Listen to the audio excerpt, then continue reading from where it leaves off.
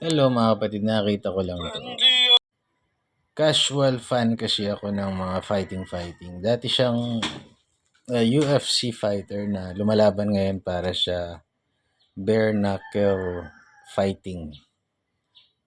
So, ito yung sinabi niya, when I got knocked out, nobody called me, not my mom, not my dad.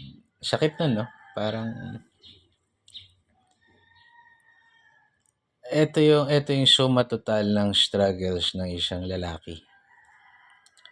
Kapag ikaw ay panalo, dapat lang naman lahat entitled makibahagi sa iyong tagumpay. Pag ikaw ay natalo, minsan ni isa walang makikibahagi sa iyong pighati. Yun ang katotohanan ng isang lalaki. Kaya ako, nananalangin na lang ako para sa ating lahat. Lalo na doon sa mga matitinong lalaki, mga matitinong ama, na nawa ay pagpalain tayo ng Panginoon na makapag-provide tayo sa ating pamilya. Kasi tanggapin man natin o hindi, ang hahanapin sa atin nasa disadvantage tayo sa panahon ngayon. Yun talaga ang katotohanan niya. And hindi na talaga makokontento yung mga tao sa kung ano lang yung ibibigay mo.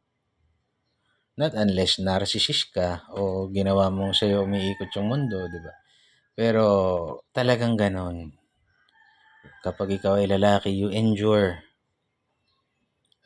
Siguro magandang example to ng struggle sa mental health. Hindi lang siguro sa financial aspect to, kundi maging sa mental health ng isang lalaki na we have to be a stable presence.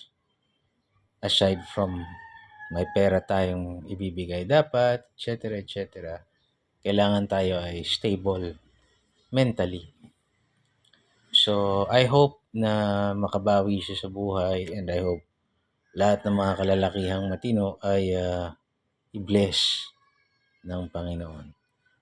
Yun lang. God bless you.